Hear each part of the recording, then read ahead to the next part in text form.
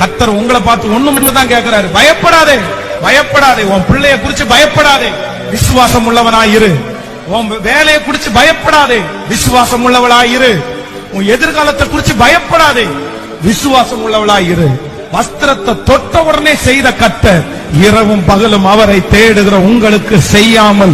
இந்த பாட்டை இன்னொரு வாட்டி போட முடியுமா? அழைக்கப்பட்ட நேரத்தில் எல்லாம் என்னை உருவாக்கின கிருபை இது.